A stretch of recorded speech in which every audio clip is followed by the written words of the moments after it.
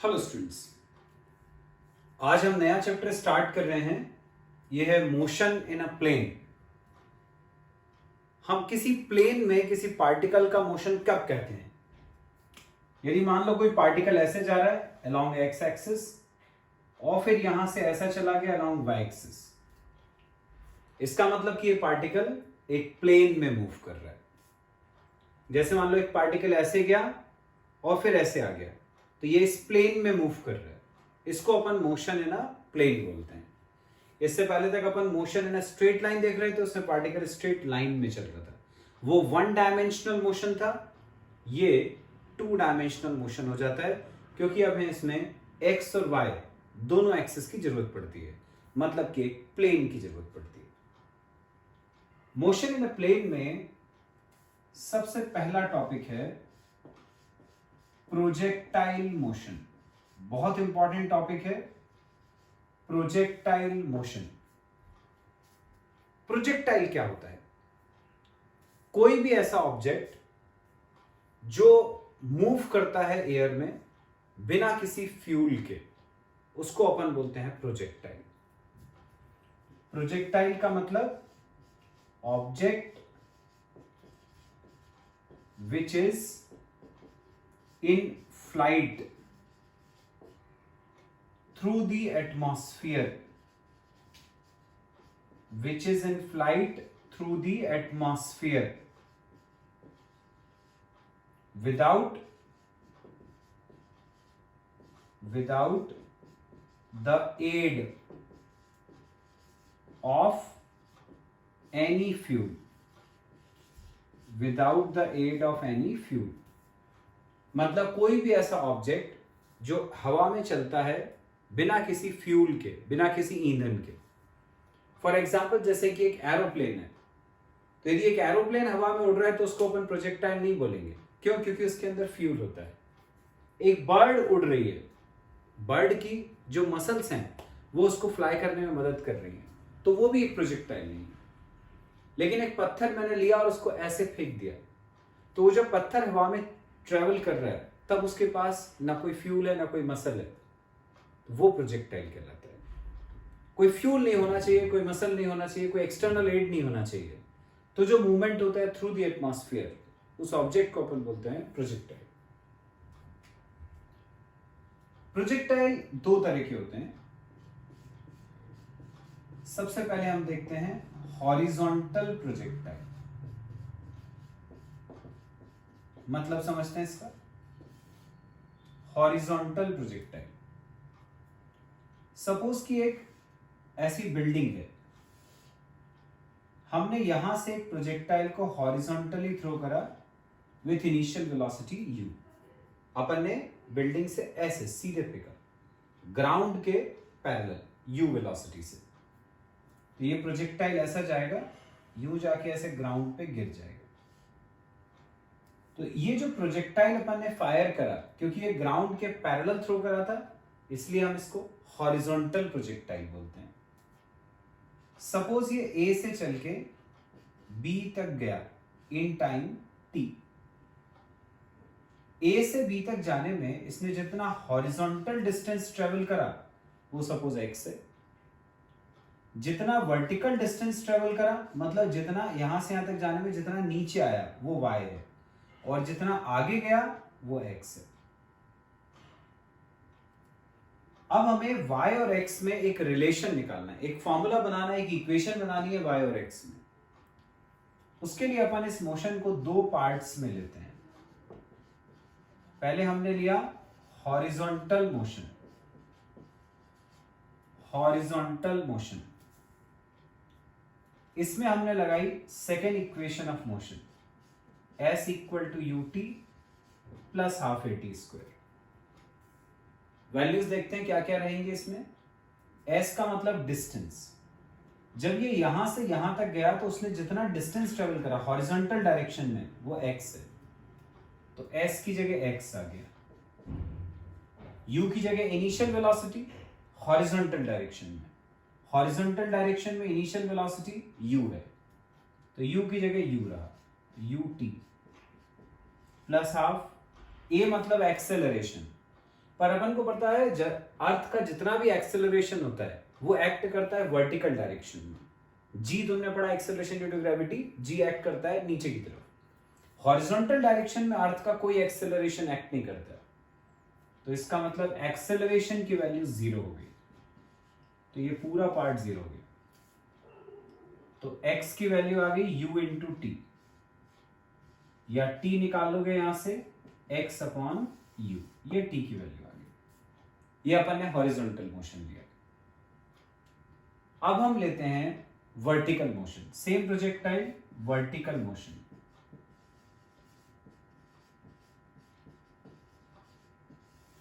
Vertical motion same equation, s equal to u t plus half a t square. जब ये a से b पर आया तो उसने वर्टिकल डिस्टेंस कितना कवर करा, y, तो s की जगह रखा अपन ने y। वर्टिकल डायरेक्शन में इनिशियल वेलोसिटी कुछ थी क्या उसके पास, नहीं। जितनी भी वेलोसिटी थी वो सब की सब हॉरिजॉन्टल डायरेक्शन में ही थी। इनिशियली तो उसके पास कोई भी वेलोसिटी नीचे की तरफ नहीं थी, तो ये u वाला पार्ट 0 हो गया, तो ये आ गया 0 प्लस हाफ a की जगह पर एक्सेलरेशन, ऊपर से नीचे की तरफ गई है बॉडी, वर्टिकली डाउनवर्ड्स है ये, नीचे की तरफ अर्थ का एक्सेलरेशन एक्ट करता है, वो होता है प्लस जी, ऊपर की तरफ माइनस जी, तो ये हो जाएगा प्लस जी टी स्क्वायर। तो y की वैल्यू आ गई हाफ जी टी स्क्वायर, ये y आ गया। ये t जो यहां पर आया था उसको हम यहां t की जगह सब्स्टिट्यूट कर देते हैं, तो y हो जाएगा हाफ g t का स्क्वायर, मतलब x अपॉन यू का square, x square upon u square. तो क्या हो गई इक्वेशन, y equal to g x square upon 2u square. ये बन गई x और y में इक्वेशन। ये कहलाती है इक्वेशन ऑफ हॉरिजॉन्टल प्रोजेक्टाइल। ये हो गई equation of horizontal projectile.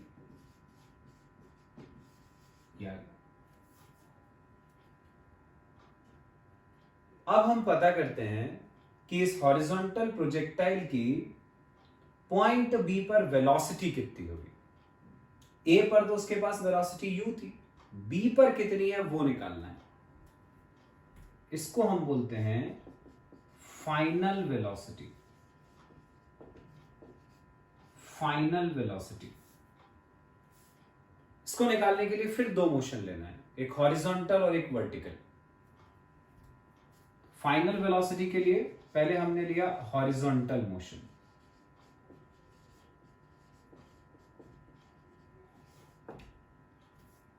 Horizontal motion के लिए अपन ने फाइनल वेलोसिटी का फॉर्मूला लगाया v equal to u plus a T.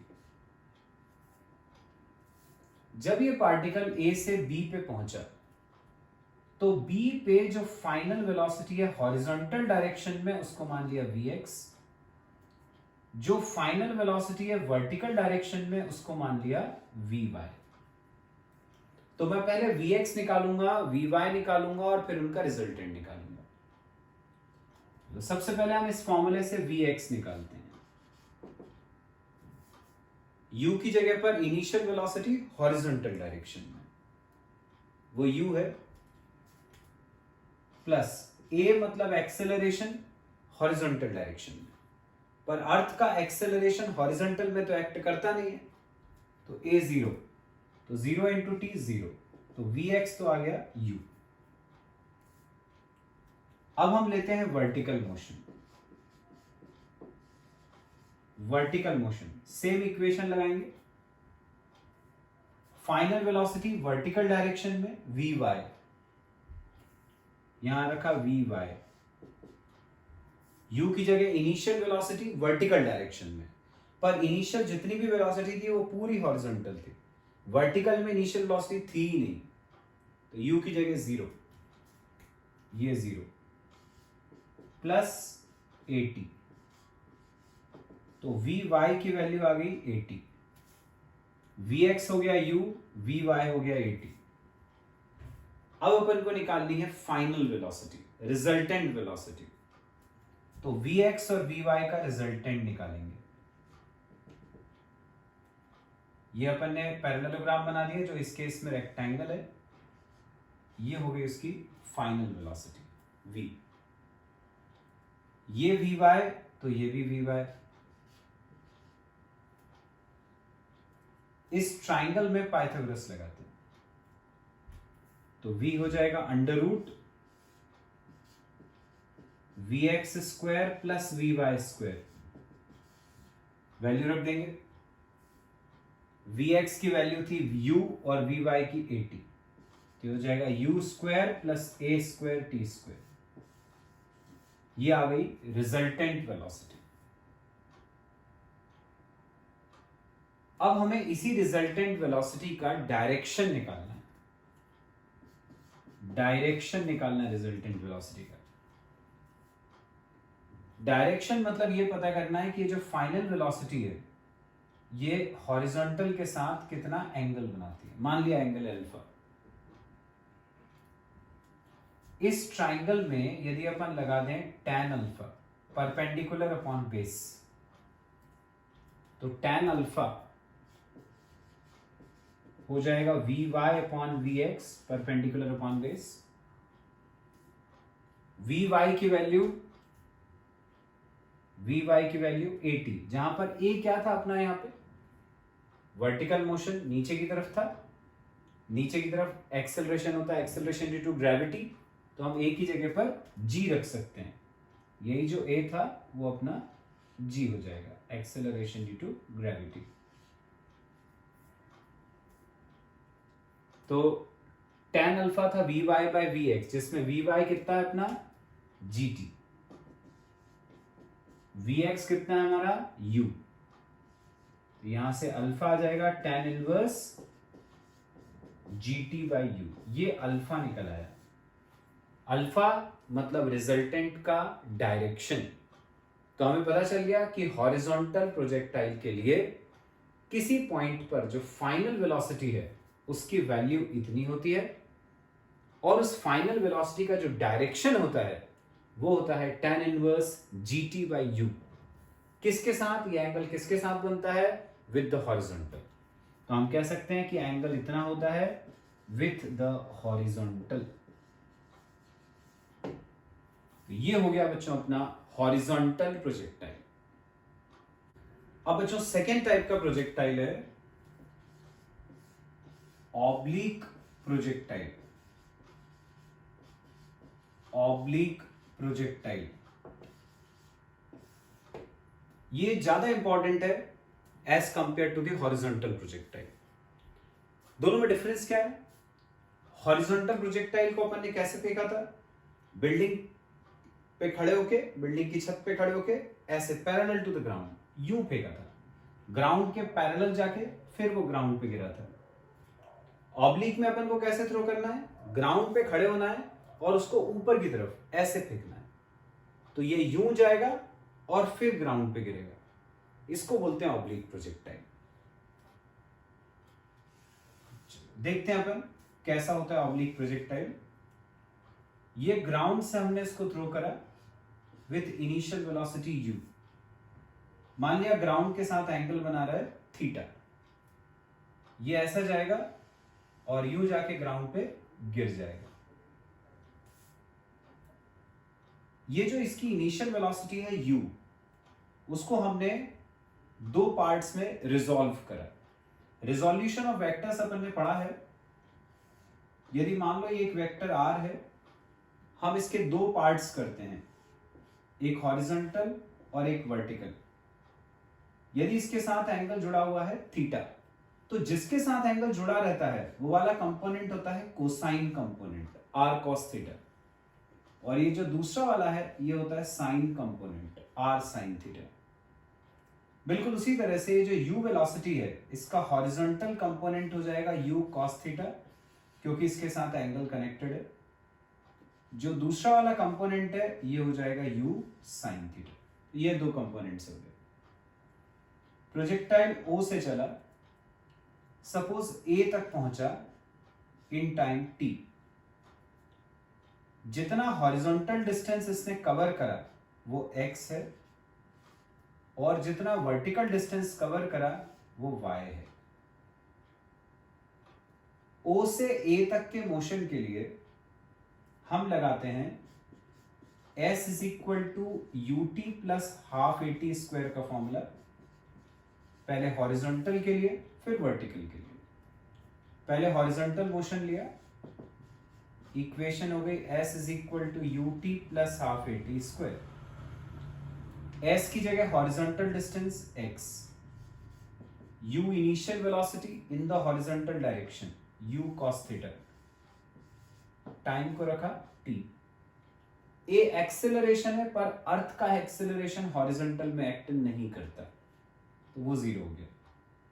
इसको नीचे ले गए तो t की वैल्यू आ गई x upon u cos theta, ये t निकल आया, ये हमने हॉरिजॉन्टल से निकाला। अब हमने लिया वर्टिकल मोशन, वर्टिकल मोशन, फिर वो equation s is equal to ut plus half at square. यहां से वहां तक जाने में वर्टिकल डिस्टेंस जो उसने कवर करा वो है y, तो s की जगह आ गया y, u की जगह इनिशियल वेलोसिटी वर्टिकल डायरेक्शन में, इनिशियल वेलोसिटी वर्टिकल डायरेक्शन में है u sin थीटा, तो u की जगह रखा u sin थीटा, t ऐसे ही है हाफ at स्क्वायर में a का मतलब है एक्सेलरेशन, पर अपवर्ड डायरेक्शन में एक्सेलरेशन होता है माइनस जी, तो a की जगह रखा हमने माइनस जी, t स्क्वायर ऐसे ही, तो y की वैल्यू आ गई u sin theta t plus minus minus half G T square. अब ये t की वैल्यू जो अपन ने यहां निकाली थी उसको हम t की जगह यहां और यहां दोनों तरफ रखते हैं, तो देखें क्या आ गई इक्वेशन, तो y हो जाएगा u sin theta into t की जगह रखा x upon u cos theta minus half g, t का स्क्वायर है तो इसका square x upon u cos theta का स्क्वायर, तो x square upon u square cos square theta ऐसा आ गया, u से u कट गया, तो y हो गया x साइन अपॉन cos हो गया tan theta minus half g x square upon u square cos square theta. ये बन गई x और y में इक्वेशन। इस इक्वेशन में देखो बच्चों, एक वेरिएबल है x और एक वेरिएबल है y। x की सबसे बड़ी पावर कैसी है? 2 है, मतलब x में क्वाड्रेटिक है, जबकि y में लीनियर है। इस टाइप की जो इक्वेशन होती है जिसमें एक पे स्क्वायर आता है वेरिएबल पे और दूसरे की पावर 1 होती है, ऐसी इक्वेशन पैराबोला की होती है, पैराबोला की इक्वेशन होती है। इस टाइप की होती है पैराबोला की इक्वेशन, जैसे y equal to x square, ये पैराबोला की इक्वेशन होती है। जैसे तुमने पढ़ा स्ट्रेट लाइन की इक्वेशन लीनियर होती है, जैसे x plus y equal to 2, ये लीनियर इक्वेशन है। इसका ग्राफ कैसा बनता था? स्ट्रेट लाइन बनता था। तो यदि x और y की पावर 1 1 होती है तो ग्राफ स्ट्रेट लाइन होता है। x और y में एक पे स्क्वायर आता है, एक पे नहीं आता, तो उसका इक्वेशन जो है वो अपन बोलते हैं पैराबोला की इक्वेशन। पैराबोला का शेप कैसा होता है? पैराबोला ऐसा शेप होता है, ये पैराबोला का शेप होता है। तो देखो अपनी इक्वेशन पैराबोला की बनी है और शेप तुम देखो, शेप भी पैराबोला जैसा है। इसीलिए अपन बोलते हैं कि जो प्रोजेक्टाइल का मोशन होता है वो पैराबोलिक होता है। तो इक्वेशन पैराबोला की है, therefore motion of projectile is parabolic. Projectile का मोशन होता है पैराबोलिक। ये जो इक्वेशन है ये इसके मोशन को रिप्रेजेंट कर रही है, इसको हम बोलते हैं equation of trajectory. Equation of trajectory मतलब इसका जो पाथ है वो किस शेप का है उसकी इक्वेशन, ये इक्वेशन ऑफ ट्रेजेक्ट्री कहलाती है। अब फिर अपन को निकालना है फाइनल वेलोसिटी। तो ए पॉइंट पर मान लिया अपन ने कि हॉरिजॉन्टल डायरेक्शन में फाइनल वेलोसिटी है vx, वर्टिकल डायरेक्शन में फाइनल वेलोसिटी है vy। तो फिर वही करूंगा मैं, पहले vx फिर vy फिर रिजल्टेंट। तो अब अपन निकालते हैं फाइनल वेलोसिटी। तो पहले हमने v equal to u plus a t का फॉर्मूला लगाया हॉरिजॉन्टल मोशन के लिए। हॉरिजॉन्टल के केस में v की जगह हो गया vx, u की जगह initial velocity in the horizontal direction. Horizontal direction में इनिशियल वेलोसिटी है u cos थीटा, तो u की जगह रखा u cos थीटा। a मतलब एक्सेलरेशन, पर हॉरिजॉन्टल डायरेक्शन में अर्थ का एक्सेलरेशन एक्ट नहीं करता, a 0। तो vx की वैल्यू आ गई u cos थीटा। अब हमने ली वर्टिकल मोशन। इस पॉइंट पर वर्टिकल डायरेक्शन में वेलोसिटी है vy, तो हमने v की जगह रखा vy, u की जगह initial velocity in the vertical direction. Initial velocity in the vertical direction u sin theta, तो u की जगह u sin थीटा। a की जगह एक्सेलरेशन रखना है, पर किस डायरेक्शन में? वर्टिकल डायरेक्शन में। हमें पता है अर्थ का जो एक्सेलरेशन है वो एक्ट करता है नीचे की तरफ, वो होता है प्लस जी, ऊपर की तरफ माइनस जी। तो a की जगह रखा माइनस जी, ये vy आ गया, vx आ गया, vy आ गया। अब रिजल्टेंट निकालना है, तो यहां हमने पैरेललोग्राम बना लिया, ये उसका डायगोनल, ये रिजल्टेंट हो गया। ये vy है तो ये भी vy हो जाएगा। ये रिजल्टेंट वेलोसिटी v, पाइथागोरस लगा देते हैं इसमें, तो v हो जाएगा under root vx square plus vy square, तो दोनों का स्क्वायर करके जोड़ दिया, तो u square cos square theta plus vy का स्क्वायर, तो u sin theta minus gt का स्क्वायर। ये आ गई रिजल्टेंट वेलोसिटी। रिजल्टेंट वेलोसिटी का ये मैग्नीट्यूड आ गया, वैल्यू आ गई, तो ये तो हो गया उसका मैग्नीट्यूड। अब हमें निकालना है इसका डायरेक्शन। अब डायरेक्शन पता करना है। डायरेक्शन पता करना है मतलब ये पता करना है कि जो फाइनल वेलोसिटी है वो हॉरिजॉन्टल के साथ कितना एंगल बना रही है, ये एंगल निकालना है। तो tan अल्फा निकाले, perpendicular upon base vy upon vx। vy की जगह vy की value u sin theta minus gt, ये vy की जगह रखा, अपॉन vx की जगह u cos थीटा, ये आ गई tan अल्फा की वैल्यू। अल्फा निकालना है, tan उस तरफ चले जाएगा, तो अल्फा आ गया tan inverse u sin theta minus gt, u sin theta minus gt upon u cos theta. ये आ गया अल्फा, मतलब एंगल विद द हॉरिजॉन्टल। तो जो फाइनल वेलोसिटी है वो हॉरिजॉन्टल के साथ कितना एंगल बनाती है वो अपन को पता चल गया। ये फाइनल वेलोसिटी का मैग्नीट्यूड पता चल गया, और इससे पहले जो अपन ने निकाला था वो थी प्रोजेक्टाइल की इक्वेशन ऑफ ट्रेजेक्ट्री। तो ये एक बहुत इंपॉर्टेंट टॉपिक था, वो अपन ने कंप्लीट कर लिया।